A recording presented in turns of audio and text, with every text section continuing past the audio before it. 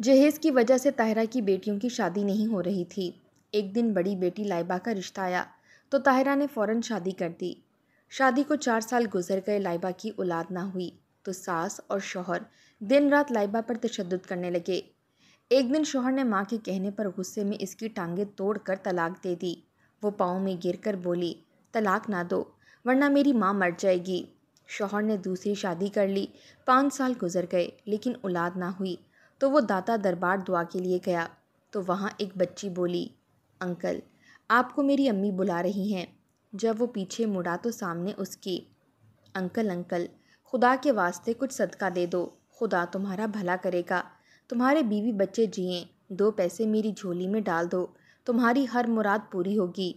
ایک بچی نے جب یہ صدا بلند کی تو اقبال نے پلٹ کر اپنے پیچھے دیکھا۔ آس پاس لوگوں کی کافی بھیڑ تھی۔ آج جمعرات کا دن تھا۔ اس نے آنکھوں سے سیاہ چشمہ ہٹایا اور اس بچی کو دیکھنے لگا جو اس کے پیچھے ہاتھ میں کشکول لیے کھڑی تھی۔ اس کا حلیہ دیکھ کر اقبال کے چہرے پر ناگواری سی آئی تھی۔ پھٹے پرانے میل سے اٹے ہوئے کپڑے، بال مٹی سے اٹے ہوئے کندھوں تک بکھرے تھے، مگر وہ بچی بڑی خوبصورت تھی۔ چہرے پر کچھ زخموں کے نشان بھی تھے، مگر اس بکھرے حلیے میں بھی وہ بہت خوبصورت لگ رہی تھی۔ نہ جانے کس ماں کی بچی تھی۔ اقبال ایک پل کو اس بچی کا چہرہ دیکھ کر دنگ رہ گیا۔ ایک عجیب سی کشش تھی اس میں کہ وہ اسے سر تا پیر بغور دیکھنے لگا، پھر ایک ٹھنڈی سانس خارج کر کے بولا، تمہارا نام کیا ہے؟ وہ معصوم بچی جس سے شاید پہلی دفعہ یہاں داتا دربار پر آنے والے کسی شخص نے نام پوچھا تھا، فوراً اپنے ماتھے پر لٹوں کی صورت آئے بالوں کو پیچھے کیا اور کہنے لگی، صاحب جی، اماں کہتی ہے میرا نام کومل ہے، مگر یہاں کے لوگ اور بھکاری بستی والے سب مجھے چٹی بھکارن کہہ کر بلاتے ہیں، کیونکہ میں سب بھکاریوں میں زیادہ چٹی سفید ہوں۔ اقبال نے اس بچی کی بات سنی تو پھیکا سا مسکرایا۔ ایک پل کو تو جیسے وہ زندگی کا ہر دکھ درد بھول چکا تھا۔ کتنی پیاری بچی تھی، مگر بد نصیبی دیکھو، آج در در کی ٹھوکریں کھانے پر مجبور تھی۔ دل ہی دل میں اقبال کہنے لگا کہ اے خدا، تو یہی اولاد میری جھولی میں ڈال دیتا تو میں پھولوں کی طرح سینے سے لگا کر رکھتا۔ اقبال نے جیب سے 100 روپے کا نوٹ نکالا اور اس بچی کی کشکول میں ڈالنے لگا تھا کہ تبھی وہ بچی بولی، بڑے صاحب جی، اتنے زیادہ پیسے آپ میری اماں کے ہاتھ میں ہی دو ورنہ یہ بھوکی بھکارن مجھے کمزور سمجھ کر چھین لے گی۔ قسم سے 2 دن سے پیٹ بھر کر کھانا نہیں کھایا۔ اقبال اس بچی کی بات سن کر اندر ہی اندر ایک بے چینی سی محسوس کرنے لگا۔ پھر اس بچی کے ساتھ چلتا ہوا وہاں آیا جہاں اس کی ماں تھی۔ وہ ایک عورت تھی جو سیڑھی کی آخری زینے پر بیٹھی سامنے کشکول رکھے ہوئے سر جھکائے بیٹھی تھی۔ جب کومل نے اسے آواز دی کہ اماں، بڑے صاحب سے پیسے لے لو، تو اس نے فوراً نظر اٹھا کر دیکھا۔ جو ہی اقبال اور اس بھکارن کی نظریں ٹکرائیں تو اقبال کے پیروں کے نیچے سے زمین نکل گئی، کیونکہ یہ تو طاہرہ فجر کی نماز ادا کر کے بیٹھی دعائیں مانگ رہی تھی کہ آج جو رشتہ آئے اس کی بچی کو ضرور پسند کر لے۔ بیچاری غریب بیوہ 4 بچیوں کی ماں تھی، شوہر تو دنیا سے جا چکا تھا، اب وہ اکیلی ہی اپنی بچیوں کا سہارا تھی۔ کئی رشتے آ چکے تھے، مگر جب ان کو پتہ چلتا کہ طاہرہ بیٹیوں کو جہیز نہیں دے سکتی تو لوگ ایسے ہی واپس پلٹ جاتے۔ بیٹیوں کی عمریں بیٹھے بیٹھے ہی گزر رہی تھیں۔ بڑی بیٹی کا نام لائبہ تھا جو کہ 30 سال کی ہو چکی تھی، مگر ابھی تک شادی کا نام و نشان تک نہ تھا۔ کتنے ہی وظیفے اور عمل کر چکی تھی، مگر پھر بھی کوئی بھی انہیں بغیر جہیز کے اپنانے کو تیار نہ تھا۔ ساری بیٹیاں بڑی ہی خوبصورت تھیں۔ طاہرہ پٹھانی تھی، سنہرے بالوں والی تھی، تبھی اس کی بیٹیاں بھی اسی کی طرح نیلی آنکھیں اور سنہری بالوں والی پیدا ہوئی تھیں۔ خوبصورتی کے ساتھ ساتھ سگڑ بھی بہت تھیں، مگر ہائے نصیب کہ لوگ بیٹیوں کے بجائے جہیز دیکھ رہے تھے۔ ایک بار ایک رشتہ آیا۔ لڑکا ماں باپ کا اکلوتا تھا، پڑھا لکھا تھا، لڑکے کی ماں کو لائبہ پسند آ گئی تھی، اس نے فوراً رشتہ طے کر دیا۔ طاہرہ بھی خوش تھی کہ ابھی دنیا میں اچھے لوگ بھی موجود ہیں۔ بڑی بیٹی لائبہ رخصت ہو کر سسرال چلی گئی۔ شروع میں تو سب کا رویہ اچھا رہا، ساس اور شوہر بہت خیال رکھتے، مگر جیسے ہی شادی کے 5 ماہ گزرے تو ساس کہنے لگی، بہو خوشخبری کب سنا رہی ہو؟ بہویں لائی ہی اس لیے جاتی ہیں تاکہ وہ نسل آگے بڑھا سکیں۔ میرا تو ایک ہی اکلوتا بیٹا ہے، چاہتی ہوں کہ جلد از جلد پوتے پوتیوں کا چہرہ دیکھوں۔ لائبہ شرما گئی، مگر 1 سال گزر گیا، وہ حاملہ نہیں ہوئی تھی۔ ساس کا رویہ تو دھیرے دھیرے سخت ہوتا چلا جا رہا تھا۔ کہنے لگی لگتا ہے یہ لڑکی بانجھ ہے، تبھی مجھے ابھی تک پوتا پیدا کر کے نہیں دیا۔ تم اس کے ٹیسٹ کرواؤ تاکہ پتہ چل سکے۔ پھر کیا تھا، اقبال لائبہ کو ڈاکٹر کے پاس لے گیا۔ دونوں کی رپورٹس بالکل نارمل تھیں، بس خدا کے حکم کی دیری تھی۔ طاہرہ کی دوسری بیٹی کا رشتہ بھی آ چکا تھا، مگر نکاح کی ڈیٹ فکس ہونے کے 2 دن پہلے وہ جہیز کی ڈیمانڈ کرنے لگے۔ طاہرہ تو پریشان ہو چکی تھی۔ ان لوگوں سے کہنے لگی کہ میں نے تو پہلے ہی کہا تھا کہ میں اپنی بچیوں کو جہیز نہیں دے سکتی، پھر آپ اب عین موقع پر مجھ سے جہیز کی ڈیمانڈ کیسے کر سکتے ہیں؟ لڑکے والوں نے عین موقع پر جب یہ سنا تو وہیں طاہرہ کی خوب بے عزتی کی، اس کی بیٹیوں کو برا بھلا کہا اور رشتہ توڑ کر چلے گئے۔ طاہرہ نے اپنی بچی کا نکاح سے 2 دن پہلے رشتہ ٹوٹے ہوئے دیکھا تو وہ غش کھا کر گر گئی۔ جب ہسپتال لے کر جایا گیا تو ڈاکٹر نے کہا کہ آپ کی ماں کو ہارٹ اٹیک آیا ہے، آپ انہیں وقت پر ہسپتال لے آئے ورنہ بہت بھاری نقصان اٹھانا پڑ سکتا تھا۔ لائبہ جو اپنی ساس اور شوہر کے طعنوں سے ستائی ہوئی تھی، وہ اپنی ماں کو ان کے بارے میں سب کچھ بتانا چاہتی تھی، مگر جب ماں کی یہ حالت دیکھی اور ڈاکٹر کی ہدایت سنی تو خاموش ہو گئی اور اپنے لب سی لیے۔ اس نے خود سے وعدہ کر لیا تھا کہ جو کچھ بھی ہو جائے وہ اپنی ماں کو کچھ بھی نہیں بتائے گی۔ ماں نے بڑے ہی لاڈ پیار سے ساری بیٹیوں کو پال پوس کر بڑا کیا تھا، بھلا وہ اب ان پر آئی مصیبتوں کو کیسے برداشت کر سکتی تھی؟ دوسری بیٹی کا رشتہ ٹوٹ چکا تھا، جبکہ طاہرہ بھی دل کی مریضہ ہو چکی تھی۔ ہر وقت روتی رہتی اور اپنی بیٹیوں کے اچھے نصیب کے لیے دعا کرتی رہتی۔ وہ بار بار لائبہ سے پوچھا کرتی تھی کہ تم اپنے گھر میں خوش تو ہو، کوئی پریشانی تو نہیں ہے، تمہارے شوہر اور ساس کا رویہ تمہارے ساتھ ٹھیک ہے؟ وہ ہر بار مسکرا کر کہہ دیتی کہ وہ لوگ میرے ساتھ بہت اچھے ہیں، بہت اچھا رویہ رکھتے ہیں۔ وہیں دن بدن لائبہ کی ساس نے اسے تانے دے دے کر نفسیاتی مریض بنانا شروع کر دیا تھا۔ سارا دن وہ گھر کے کام لائبہ سے کرواتی رہتی اور تانے دے کر مارتی رہتی، یہی کہتی کہ تو ہے ہی منحوس، میرا تو جی چاہتا ہے تجھے طلاق دلوا کر اپنے بیٹے کی دوسری شادی کروا لوں، کیونکہ تجھ سے تو اسے اولاد ہونے والی نہیں۔ جب پہلی بار لائبہ نے یہ سنا تو اس کی آنکھوں میں آنسو آ گئے۔ روتے ہوئے ساس کے قدموں میں گر گئی اور کہنے لگی کہ خدارا مجھ پر یہ ظلم مت کرنا، اگر آپ نے میرے ساتھ ایسا کیا تو میری ماں جیتے جی مر جائے گی۔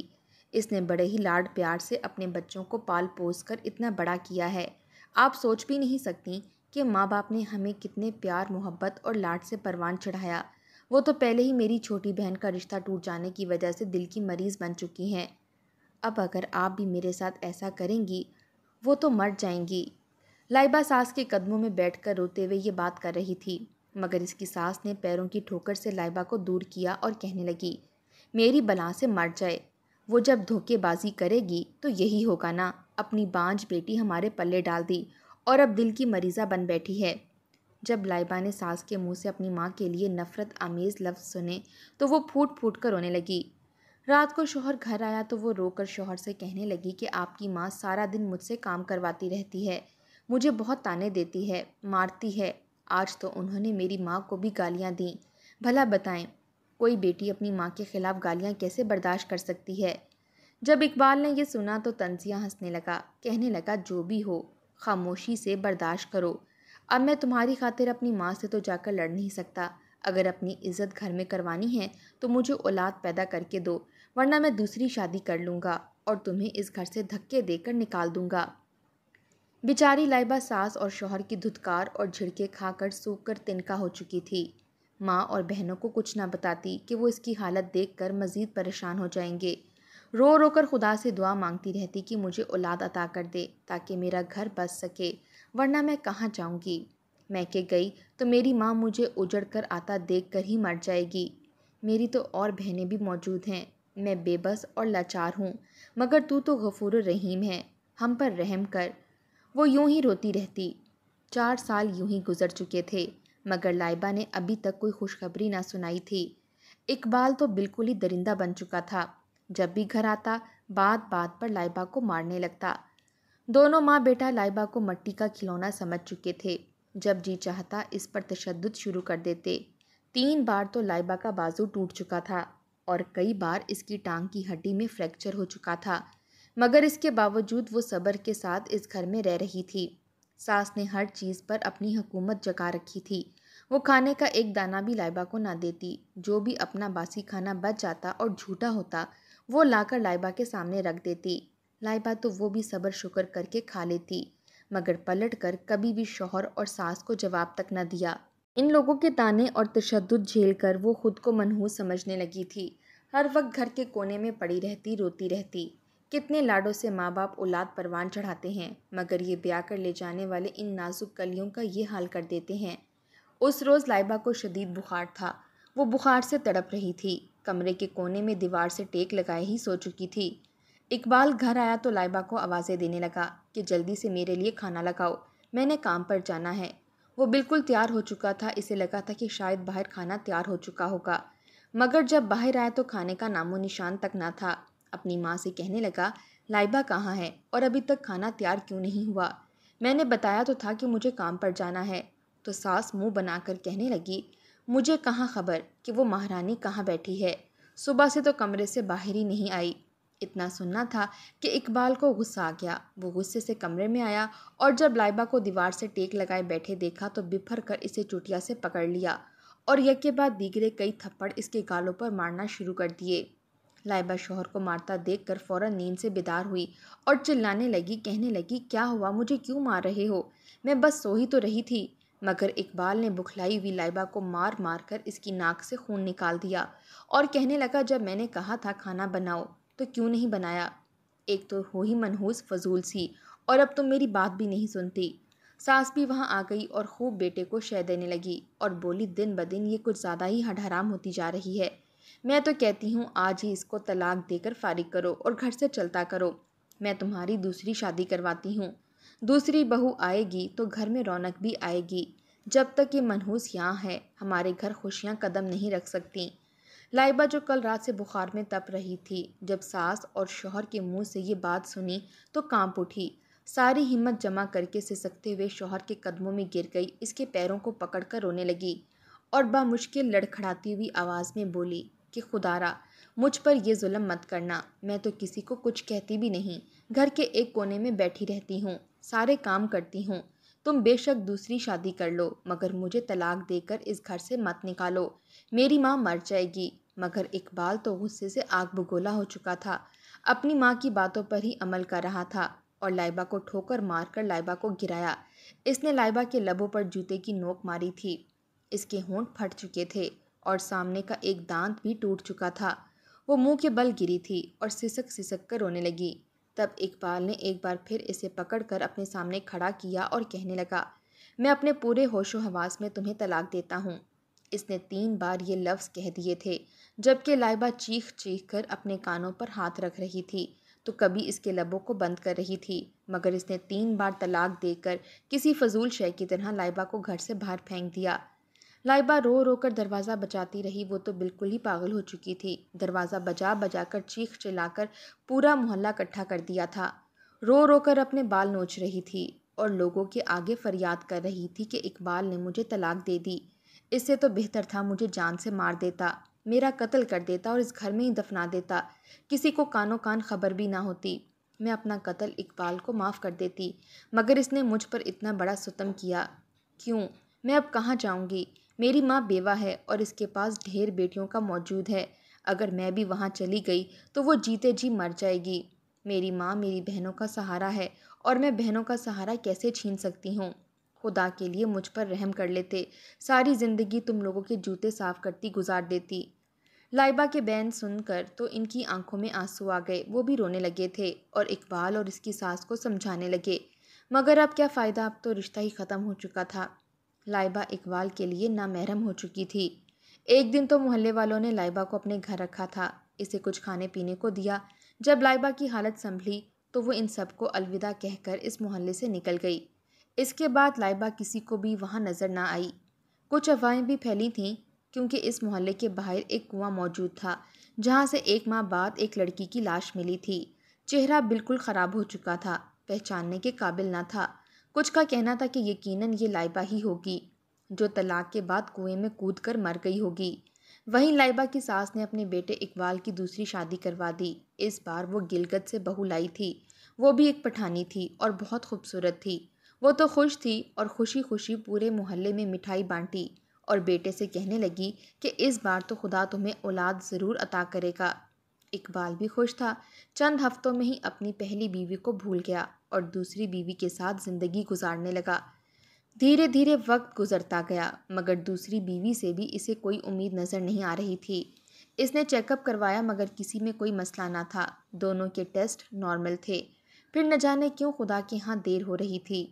ساس تو پریشان ہو چکی تھی، بیٹے کی اولاد کی خواہش لیے ہی وہ بستر پر لگ گئی، دل میں تکلیف سی اٹھنے لگی، دل کی مریضہ بن چکی تھی، رو رو کر لائبہ کو بھی بددعائیں دیتی رہتی اور اب نئی آنے والی بہو کو بھی کوستی رہتی، کہتی کہ کیسی بہویں پائی ہیں جو مجھے ایک پوتے کی شکل نہیں دکھا سکتی۔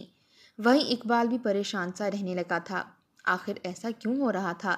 پہلے لائبہ اور اب دوسری بیوی، مگر اس کے باوجود اقبال کی دوسری بیوی معصوم ہرگز نہ تھی، بہت ہی تیز ترار سی عورت تھی۔ ساس اس کے ساتھ بھی وہی رویہ رکھنا چاہتی تھی جو اس نے لائبہ کے ساتھ رکھا تھا، مگر جیسے ہی ساس نے وہ رویہ اپنا کر بات بات پر اس لڑکی کو مارنا یا باتیں سنانا شروع کیں تو وہ بھی آگے سے سیدھی ہو گئی، فوراً اسے کہنے لگی، اے بڑھیا، اپنی اوقات میں رہ، میں تیری غلام نہیں ہوں، یا خرید کر نہیں لائے مجھے، 10 لوگوں کے بیچ نکاح کر کے مجھے یہاں تک لائے ہو۔ اگر میرے ساتھ کوئی بھی زور زبردستی یا تشدد کرنے کی کوشش کی تو میں پورے محلے کو اکٹھا کر لوں گی، اگر پھر بھی سکون نہ آیا تو میں پولیس اسٹیشن چلی جاؤں گی اور تم لوگوں کے خلاف رپورٹ درج کرواؤں گی۔ قبر میں پاؤں ہیں تیرے، جا کر خدا کو یاد کر اور اپنی آخرت سنوار۔ ساس نے جب اپنی دوسری بہو کے یہ طور طریقے دیکھے تو پریشان ہو گئی۔ اس نے جو کچھ لائبہ کے ساتھ کیا تھا اب وہ سب کچھ اس کے ساتھ ہونے لگا تھا۔ وہ اگر رو کر اقبال کو بتاتی تو اقبال کہتا کہ اماں کیا کہہ رہی ہو، پہلے تم نے لائبہ کو طلاق دلوا دی اور اب اس پر الزام لگا رہی ہو تاکہ میں اس کو بھی گھر سے نکال دوں۔ ساس بیٹے کی نظروں میں بالکل ہی گر چکی تھی، وہیں وہ پٹھانی بالکل بھی اچھے کردار کی مالک نہ تھی۔ وہ کئی بار حاملہ ہو چکی تھی مگر وہ اپنا بچہ گروا دیتی کیونکہ اسے فی الحال اولاد پیدا کرنے کا بالکل بھی شوق نہ تھا، اسے بچے پسند ہی نہیں تھے۔ ایک روز بوڑھی ساس یوں ہی بستر پر لیٹی بخار سے کرا رہی تھی اور پانی مانگ رہی تھی۔ اس کی نئی بہو نے جب ساس کو کراہتا سنا تو غصے سے کہنے لگی کہ کیوں بار بار شور مچا کر میرا دماغ خراب کر رہی ہو، خاموش کیوں نہیں ہو جاتی؟ بوڑھی ساس بستر مرگ پر تھی، کہنے لگی 2 گھونٹ پانی دے دو، حلق سوکھ گیا ہے، مگر اس نے اسے پانی نہ دیا، الٹا اس کمرے کے دروازے کو کنڈی لگا دی اور اپنے کمرے میں جا کر سو گئی۔ شام ہو گئی مگر کمرے سے کوئی آواز نہ آئی۔ شام کو جب جا کر اس نے کمرے کا دروازہ دیکھا تو اس کے ہوش اڑ گئے کیونکہ اس کی ساس تو بستر پر مری پڑی تھی۔ اس نے فوراً شوہر کو فون کر کے بلایا۔ اقبال گھر آیا تو ماں کی حالت دیکھی، انہیں ہسپتال لے گیا مگر وہ مر چکی تھی۔ اقبال ماں کی موت پر بہت رویا تھا مگر اسے کیا خبر کہ جو کچھ اس نے لائبہ کے ساتھ کیا تھا آج وہی اس کی ماں کے ساتھ ہوا تھا۔ ماں کو دفنانے کے کچھ عرصے بعد وہ بالکل ہی تنہا پڑ گیا۔ اس کی بیوی بھی اس پر کوئی خاص دھیان نہ دیتی، ہر وقت لڑائی جھگڑا کرتی تھی۔ آخر ایک روز اولاد کی دعا کے لیے وہ داتا دربار چلا گیا۔ جب داتا دربار پر پہنچا تو یہاں پر بہت سے لوگ موجود تھے، بھکاری گھوم رہے تھے۔ وہ جب سیڑھیاں چڑھ کر جانے لگا تو ایک بچی اس کے پاس آئی جس کا حال انتہائی خراب تھا۔ اس سے کہنے لگی کہ خدا تمہاری ہر خواہش پوری کرے، خدا کے نام پر کچھ دے دو، میں 2 دن سے بھوکھی ہوں، کچھ نہیں کھایا، مجھ غریب کی مدد کر دو۔ اقبال نے جب اس بچی کو دیکھا تو اس کے دل کو کچھ ہوا تھا، خدا سے کہنے لگا کہ یہ معصوم بچی جو گلیوں بازاروں میں رول رہی ہے، کاش تو اسے مجھے دے دیتا۔ اقبال نے جیب سے 100 روپے کا نوٹ نکالا اور اس بچی کو دینے لگا مگر وہ بچی اتنے پیسے دیکھ کر بولی، انکل یہ پیسے میری ماں کو دے دو ورنہ یہ دوسرے بھکاری چھین لیں گے۔ اقبال خاموشی سے اس بچی کے پیچھے جانے لگا۔ وہ وہاں پہنچا جہاں پر اس بچی کی ماں کشکول لیے بیٹھی ہوئی تھی۔ اس نے اس عورت کی جانب وہ 100 روپیہ بڑھایا کہ تبھی اس عورت نے سر اٹھا کر اس کی جانب دیکھا، دونوں کی نظریں ٹکرائیں اور اقبال جھٹکا کھا کر پیچھے ہٹا۔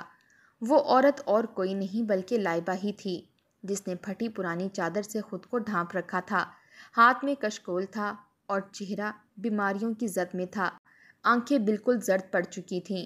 اقبال نے جب اسے دیکھا اور پھر اس کے ساتھ بیٹھی بچی کو، وہ بچی جس نے اپنا نام کومل بتایا تھا، وہ ماں سے کہنے لگی، اماں کیا ہوا؟ یہ بڑے صاحب آپ کو دیکھ کر اتنے پریشان کیوں ہو گئے؟ اقبال کتنی ہی دیر سکتے کی حالت میں رہا اور پھر لائبہ کو کہنے لگا، یہ بچی کون ہے؟ کیا تم نے میرے بعد دوسری شادی کر لی؟ تو لائبہ اتنے عرصے بعد شوہر کو دیکھ کر بغیر کسی تاثر کے سر جھٹک گئی اور ہنسنے لگی۔ لوگ رک رک کر ان کو دیکھ رہے تھے، اس لیے لائبہ نے کومل کا ہاتھ پکڑا اور وہاں سے دور ہٹ کر ایک درخت کے نیچے آ گئی۔ اقبال حیرانگی سے اس کی حالت دیکھ رہا تھا، وہ تو بھکارن بن چکی تھی۔ وہ اقبال سے کہنے لگی، میں نے دوسری شادی نہیں کی، بلکہ یہ میری اور تمہاری ہی بیٹی ہے۔ کومل، تم نے جس وقت مجھے طلاق دی تھی میں حاملہ تھی، اس کا اندازہ مجھے تمہاری طلاق کے 2 ماہ بعد پتہ چلا، جب فری کیمپ لگا اور ڈاکٹر نے چیک اپ کیا اور مجھے بتایا کہ میں 4 ماہ سے حاملہ ہوں۔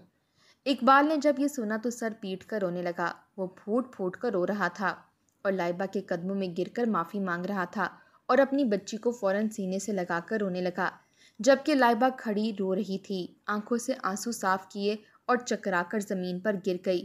اقبال جو بچی کو چوم رہا تھا، لائبہ کو گرتے دیکھ کر پریشان ہو گیا، فوراً ہسپتال لے گیا، مگر جب ڈاکٹروں نے اس کا چیک اپ کیا تو کہنے لگے کہ وہ تو فوت ہو گئی ہے، اس کے دماغ میں رسولی تھی جو کہ اس کی ہلاکت کا سبب بنا۔ اقبال نے لائبہ کی موت کی خبر سنی تو دھاڑے مار مار کر رونے لگا۔ کومل بھی ماں کی موت کی خبر سن کر بہت روئی تھی، اسے تو لائبہ سے معافی مانگنے کا بھی وقت نہ ملا تھا، جبکہ کومل حیرانگی سے اپنے باپ کو دیکھ رہی تھی جو کسی صاحب جیسا لگتا تھا۔ اسے تو یہ پوری کہانی سمجھ نہیں آ رہی تھی کہ آخر اگر اس کا باپ اتنا امیر اور کھاتا پیتا تھا تو وہ بھکاری کیسے بن گئی۔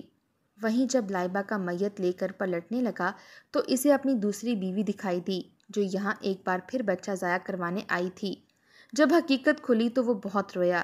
اس نے پہلے تو لائبہ کو سپرد خاک کیا اور پھر دوسری بیوی کو طلاق دے کر بحفاظت گلگت پہنچا دیا۔ وہ کومل کو جی جان سے پیار کرنے لگا، مگر یہ 5 سال سوچ کر ہی کانپ اٹھتا کہ اس نے کس قدر ظلم نہ صرف لائبہ بلکہ اپنی اولاد پر بھی کیے تھے۔